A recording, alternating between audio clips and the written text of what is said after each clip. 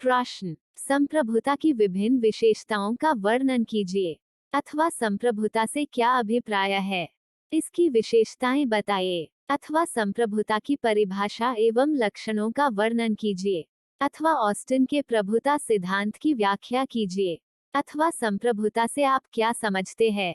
इसकी मुख्य विशेषताओं का वर्णन कीजिए। उत्तर। संप्रभुता को हिंदी में राजसत्ता अथवा प्रभुसत्ता भी कहा जाता है। अंग्रेजी में इसको सॉवरेंटी कहा जाता है, जो लैटिन भाषा के सुप्रेनस सुप्रनस शब्द से निकला है, जिसका अर्थ सर्वोच्च शक्ति होता है। राजसत्ता राज्य का विशेष लक्षण होता है और राज्य को बनाने वाले 4 तत्वों में से सबसे महत्वपूर्ण तत्व है। संप्रभुता का अर्थ। संप्रभुता राज्य की सर्वोच्च इच्छा शक्ति का दूसरा नाम है। राज्य के सभी व्यक्ति और संस्थाएं संप्रभुता के अधीन है। संप्रभुता बाहरी तथा आंतरिक दोनों दृष्टि से सर्वोपरि होती है। संप्रभुता से तात्पर्य राज्य की उस शक्ति से है जिसके कारण राज्य अपनी सीमाओं के अंतर्गत कुछ भी करने के लिए स्वतंत्र है। राज्य के अंदर कोई भी व्यक्ति अथवा समुदाय राज्य के ऊपर नहीं है। बाहरी दृष्टि से संप्रभुता का अर्थ है राज्य किसी बाहरी सत्ता के प्रत्यक्ष अथवा अप्रत्यक्ष नियंत्रण से स्वतंत्र होता है। राज्य के आवश्यक तत्वों में संप्रभुता सबसे अधिक महत्वपूर्ण तत्व है। इसके कारण ही राज्य को अन्य संस्थाओं से अलग विशिष्ट स्थान प्राप्त होता है। राज्य के 3 अन्य तत्व तो दूसरे संगठनों में भी पाए जा सकते हैं, किंतु संप्रभुता केवल राज्य का ही तत्व है। प्रभुसत्ता या संप्रभुता की संकल्पना राजनीतिक सिद्धांत के क्षेत्र में अपनी विशेष महत्ता रखती है। यूनान के विचारक इस शब्द से परिचित नहीं थे। हम इस तथ्य को देख सकते हैं कि अरस्तु ने राज्य की सर्वोच्च शक्ति पदबंध का प्रयोग भिन्न अर्थ में किया।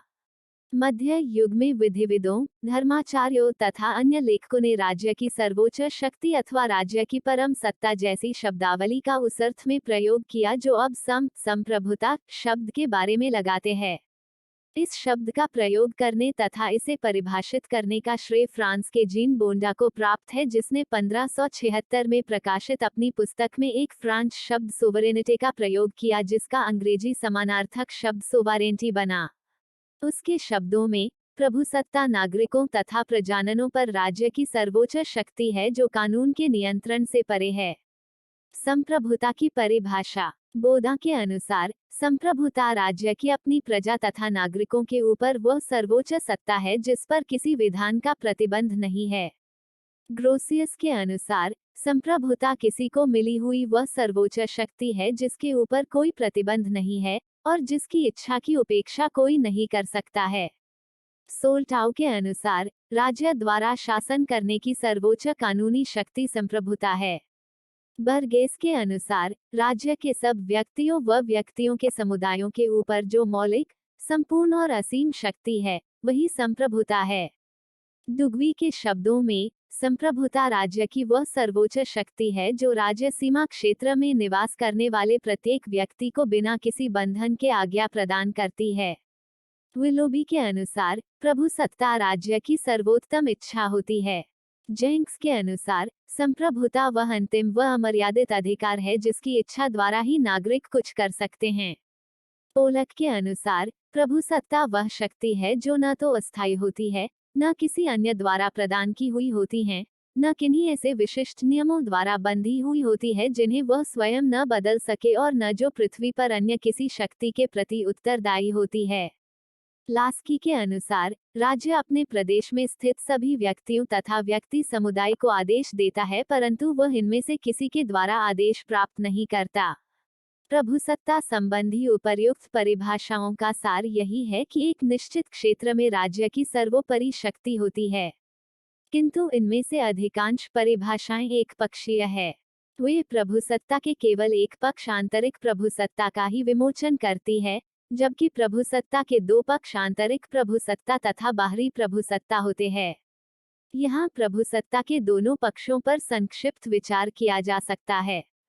आंतरिक संप्रभुता। आंतरिक संप्रभुता से तात्पर्य केवल इतना है कि राज्य की भौगोलिक सीमा में निवास करने वाले कोई भी व्यक्ति, समुदाय व संगठन, चाहे वे कितने ही बड़े, पुराने व शक्तिशाली क्यों न हो, राज्य की संप्रभुता के ऊपर नहीं हो सकते। लास्की ने लिखा है कि राज्य प्रदेश के सभी मनुष्य व समुदायों को आज्ञा प्रदान करता है और उसे इनमें से कोई भी आज्ञा नहीं देता। गाना के शब्दों में संप्रभुता राज्य के संपूर्ण क्षेत्र में विस्तृत होती है और एक राज्य के अंतर्गत स्थित सभी व्यक्ति और समुदाय इनके अधीन होते हैं। बाहरी संप्रभुता। प्रभुसत्ता के बाहरी पक्ष से तात्पर्य यह है कि कोई भी संप्रभु राज्य अपनी विदेश नीति बनाने व विदेशों से संबंध स्थापित करने में पूर्णतः स्वतंत्र होता है। लास्की प्रभुसत्ता को स्वतंत्र राष्ट्रों की इच्छा व्यक्त करने वाली शक्ति बतलाता है, जिस पर किसी बाहरी शक्ति का कोई प्रभाव पड़ने की आवश्यकता नहीं है। निष्कर्ष। प्रभुसत्ता या संप्रभुता राज्य की वह सर्वोच्च शक्ति है जिसके द्वारा राज्य के निश्चित क्षेत्र के अंतर्गत स्थित सभी व्यक्तियों एवं समुदायों पर नियंत्रण रखा जाता है और जिसके फलस्वरूप एक राज्य अपने ही समान अन्य राज्यों के साथ संबंध स्थापित कर सकता है। संप्रभुता की विशेषताएं या लक्षण। संप्रभुता की विशेषताएं निम्नलिखित है। 1. असीमितता। संप्रभुता का पहला और अंतिम लक्षण उसका सर्वोच्च और असीम होना है। राज्य की संप्रभुता निरंकुश और असीम होती है। इसका तात्पर्य यह है कि वह विधि के द्वारा भी सीमित नहीं की जा सकती है। संप्रभुता के ऊपर अन्य किसी शक्ति का प्रभुत्व या नियंत्रण नहीं होता है। वह आंतरिक और बाहरी विषयों में पूर्णतया स्वतंत्र है। वह किसी अन्य शक्ति की आज्ञाओं का पालन करने के लिए बाध्य नहीं है, वरन देश के अंतर्गत निवास करने वाले समस्त व्यक्ति उसकी आज्ञाओं का पालन करते हैं। यदि कोई शक्ति संप्रभुता को सीमित करती है तो सीमित करने वाली शक्ति ही संप्रभुता बन जाती है। 2. स्थायित्व। संप्रभुता कुछ समय के लिए रहती है और कुछ समय के लिए नहीं रहती, ऐसा नहीं होता। राज्य की संप्रभुता में स्थायित्व होता है। प्रजातांत्रिक राज्यों में सरकार के बदलने से संप्रभुता पर कोई अंतर नहीं आता, क्योंकि संप्रभुता राज्य का गुण है, सरकार का नहीं। संप्रभुता के अंत का अभिप्राय राज्य के अंत से होता है। 3. मौलिकता। संप्रभुता की तीसरी विशेषता यह कि संप्रभुता राज्य की मौलिक शक्ति है, अर्थात उसे यह शक्ति किसी अन्य से प्राप्त नहीं होती, बल्कि राज्य स्वयं अर्जित करता है और स्वयं ही उसका प्रयोग भी करता है। जबकि संप्रभुता ही सर्वोच्च शक्ति होती है। वह न तो किसी को दी जा सकती है और न ही किसी से ली जा सकती है। 4. सर्वव्यापकता। देश की समस्त शक्ति एवं मानव समुदाय संप्रभुता की अधीनता में निवास करते हैं। कोई भी व्यक्ति इसके नियंत्रण से मुक्त होने का दावा नहीं कर सकता। राज्य अपनी इच्छा से किसी व्यक्ति विशेष को कुछ विशेष अधिकार प्रदान कर सकता है अथवा किसी प्रांत को स्वायत्त शासन का अधिकार दे सकता है। राज्य विदेशी राजदूतों से विदेशी राजाओं को राज्योत्तर संप्रभुता प्रदान करता है, किंतु इससे राज्य के अधिकार व उसकी शक्ति परिसीमित नहीं हो जाती। वह ऐसा करने के उपरांत भी उतना ही व्यापक है जितना कि वह इससे पूर्व था। 5. अदेयता। संप्रभुता चूंकि अखंड और असीम होती है, इसलिए यह किसी और को नहीं सौंपी जा सकती। यदि प्रभुसत्ता संपन्न राज्य अपनी संप्रभुता किसी और को हस्तांतरित करना चाहे तो उसका अपना अस्तित्व ही मिट जाएगा। दूसरे शब्दों में, राज्य के हाथ से संप्रभुता निकल जाने पर वह राज्य ही न रह जाएगा। यदि एक राज्य अपने क्षेत्र का कोई हिस्सा किसी राज्य को अर्पित कर देता है तो उस हिस्से पर उसकी से अपनी संप्रभुता समाप्त हो जाएगी और दूसरे राज्य की संप्रभुता स्थापित हो जाएगी। यदि कोई संप्रसत्ताधारी सिंहासन या सत्ता का त्याग करता है तो ऐसी हालात में सरकार बदल जाती है, संप्रभुता का स्थान नहीं बदलता। गाना ने कहा है कि संप्रभुता राज्य का व्यक्तित्व और उसकी आत्मा है। जिस प्रकार मनुष्य का व्यक्तित्व अदेय है और वह उसे किसी दूसरे को नहीं दे सकता, इसी प्रकार राज्य की संप्रभुता भी किसी अन्य को नहीं दी जा सकती। रूसो कहता है कि प्रभुसत्ता में सामान्य इच्छा का अनुष्ठान होने के कारण उसका भी विच्छेद नहीं किया जा सकता। शक्ति हस्तांतरित की जा सकती है, पर इच्छा नहीं। लीवर ने कहा है, जिस प्रकार आत्महत्या के बिना मनुष्य अपने जीवन को या वृक्ष अपने फलने फूलने के गुण को पृथक नहीं कर सकता है, उसी प्रकार प्रभुसत्ता को भी राज्य से पृथक नहीं किया जा सकता है। 6. अविभाज्यता। संप्रभुता चूंकि पूर्ण और सर्वव्यापक होती है, इसलिए इसके टुकड़े नहीं किए जा सकते। यदि संप्रभुता के टुकड़े कर दिए जाएं तो राज्य के भी टुकड़े टुकड़े हो जाएंगे।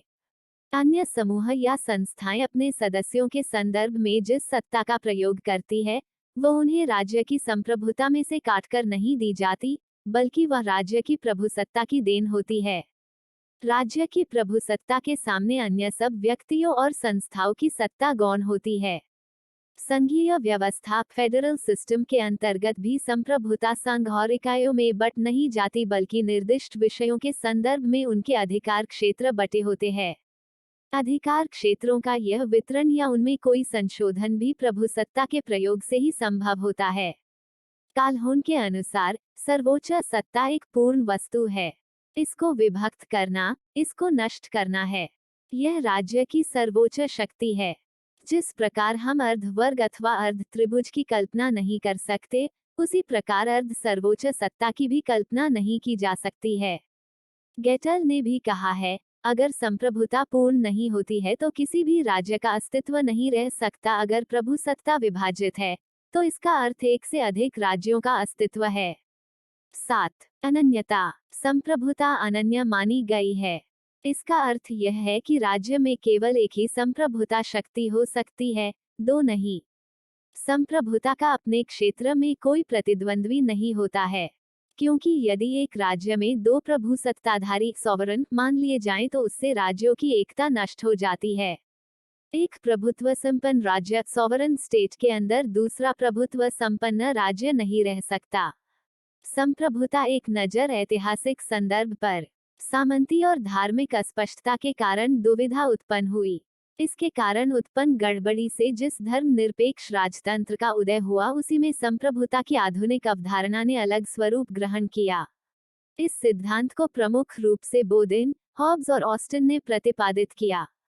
उन्होंने जो सैद्धांतिक अवधारणाएं प्रस्तुत की, उनमें संप्रभुता की एकात्मवादी संकल्पना के महत्व को पूरी तरह नहीं आंका। इसमें सर्वोच्च सत्ता एक केंद्रीय प्राधिकार को सौंपी गई, जिसे कानून बनाने का सर्वोच्च अधिकार था। समाज के अन्य सभी संघ राज्य के संप्रभु सत्ता के अधीन होते हैं। यहाँ हम बोदेन, हॉब्स और ऑस्टिन द्वारा प्रतिपादित विशिष्ट सिद्धांतों पर विचार करेंगे। बोदेन का संप्रभुता सिद्धांत। बोदेन और हॉब्स की रचनाओं और लेखों में संप्रभुता के आधुनिक सिद्धांत के निहित है। बोदेन ने कानून को संप्रभुता का आदेश कहा है। उनके अनुसार संप्रभुता संपूर्ण होती है, उसकी कोई सीमा नहीं होती। इसका पहला अधिकार सभी प्रजाजनों को उनकी सहमति लिए बिना ही कानून देना होता है। यह संपूर्ण और सतत प्राधिकार का परिचायक होता है, ऐसा प्राधिकार जो न तो अस्थायी होता है, न दूसरे को सौंपा जा सकता है, न किसी ऐसे नियम के अधीन होता है जिसे वो बदल न सकता हो, और न वह पृथ्वी पर किसी अन्य प्राधिकार या सत्ता के प्रति उत्तरदायी होता है। बोदेन का यह भी कहना था कि संप्रभुता संपन्न शासक स्वयं अपने बनाए हुए नियमों से भी ऊपर होता है, लेकिन उसने यह स्वीकार किया है कि वह दैवी विधान, प्रकृति के नियम और राष्ट्रों के कानून से बंधा हुआ है। ये ऐसे विचार हैं जिन्हें बोदेन ने स्पष्ट रूप में परिभाषित नहीं किया है। उस समय धार्मिक और राजनीतिक प्राधिकरणों के बीच संघर्ष चल रहा था। बोदेन राज्य के प्राधिकार को इस संघर्ष से ऊपर रखना चाहता था, क्योंकि वह यह महसूस करता था कि धार्मिक प्राधिकार के बराबर हस्तक्षेप से राज्य का प्राधिकार कमजोर हो गया है। इसलिए एक समुदाय विशेष में सर्वप्रमुख राजनीतिक संस्था के रूप में राज्य की सर्वोच्चता स्थापित करने के लिए ही बोदेन ने संप्रभुता का एक विशिष्ट सिद्धांत प्रतिपादित किया। बोदेन का कहता है कि संप्रभुता नागरिकों और प्रजाजनों के ऊपर की सर्वोच्च सत्ता है, जो कानून की सीमाओं से बाधित नहीं होती। आइए अब हम हॉब्स के संप्रभुता के सिद्धांत पर विचार करते हैं।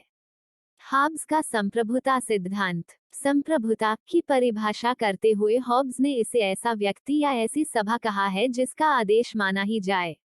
उसने अपनी कृति लेवियाथन में संप्रभुता के सिद्धांत को प्रतिपादित करते हुए इस आशय की बात कही है कि राज्य को एकजुट रखने के लिए संप्रभुता संपन्न शासक की इच्छा की सर्वोच्चता अनिवार्य मानी गई है।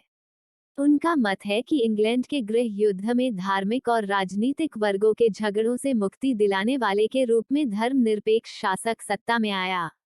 हॉब्स ने लिखा है, हमारा राजा हमारे लिए विधायक है, संविधिक कानून का और सामान्य कानून का भी, तथा समस्त चच सरकार राज्य पर और राज्य की सत्ता पर निर्भर करती है, जिसके बिना चर्च में एकता नहीं हो सकती। इस तरह हॉब्स द्वारा प्रतिपादित संप्रभुता के सिद्धांत में संप्रभुता के एकात्मवादी सिद्धांत को अपेक्षाकृत अधिक प्रखर रूप मिला, विशेष रूप से इस दृष्टि से कि एक राज्य में सर्वोच्च प्राधिकार कहाँ या किसमें निहित है। इसके अनुसार विभिन्न प्रकार की वफादारियों और परस्पर विरोधी क्षेत्राधिकारों को एक सामान्य नियंत्रण के अधीन संगठित करना होगा और ऐसा करके राजनीतिक समुदाय में जनता के सामान्य हित कल्याण को सुनिश्चित करना होगा।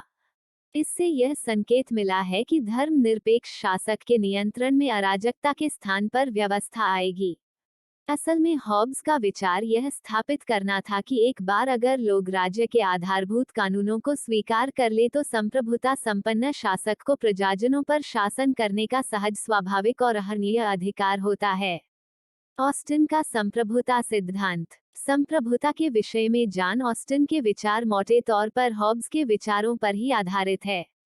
ऑस्टिन के अनुसार एक वरिष्ठ द्वारा कनिष्ठ को दिया गया आदेश ही कानून है। ऑस्टिन ने निम्नलिखित शब्दों में संप्रभुता के सिद्धांत को प्रस्तुत किया है। अगर किसी विशिष्ट समाज के अधिकांश लोग किसी व्यक्ति विशेष की आज्ञा का पालन सहज रूप में करते हों और वो व्यक्ति विशेष अपने स्वभाव से अपने समकक्ष किसी अन्य श्रेष्ठ व्यक्ति की आज्ञा का पालन न करता हो, तो वह व्यक्ति विशेष अपने उस समाज में संप्रभुता संपन्न होता है। ऑस्टिन की कृति लेक्चर्स ऑन जूरिस्प्रूडेंस, विधिशास्त्र पर व्याख्यान से निम्नलिखित बातें सामने आती है। 1. समस्त सृजनात्मक कानून का स्रोत एक निश्चित संप्रभुता संपन्न प्राधिकरण होता है जो प्रत्येक स्वतंत्र राजनीतिक समुदाय में विद्यमान रहता है। इसमें वस्तुतः और विधितः सर्वोच्च प्राधिकार निहित रहता है, जबकि यह स्वयं किसी निश्चित कानून की सीमा में बंधा नहीं होता।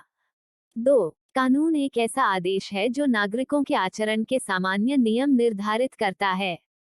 अगर इन आदेशों का उल्लंघन हो तो संप्रभुता संपन्न शासक की शक्तियां यानी पाबंदियां लागू होंगी। 3. समुदाय के अधिकांश लोग सामान्यतः और सहज रूप में संप्रभुता संपन्न शासक की आज्ञा का पालन करते हैं। इस तरह संप्रभुता संपन्न शासक की आज्ञा का बिना किसी हस्तक्षेप के नियमित रूप से और हमेशा पालन होता है। शब्द सहज या स्वाभाविक से मतलब यह है कि संप्रभुता संपन्न शासक ऐसा वैध प्राधिकरण या सत्ता है जिसकी आज्ञा का बिना बल प्रयोग के नियमित रूप से पालन किया जाता है। 4. संप्रभुता संपन्न अधिकार अविभाज्य होता है। संप्रभुता के खंडन का अर्थ होता है संप्रभुता का विनाश, जिससे राज्य का पतन हो जाता है। 5. संप्रभुता निश्चित और ठोस होती है, यह सूक्ष्म, अशरीरी या अस्पष्ट अस्तित्व नहीं है। प्रस्तुति समापन। आपका धन्यवाद। Disclaimer. This notes has been made after a lot of research, yet the accuracy of the answers may vary. The author assumes no responsibility or liability for any errors or omissions in the content of this notes.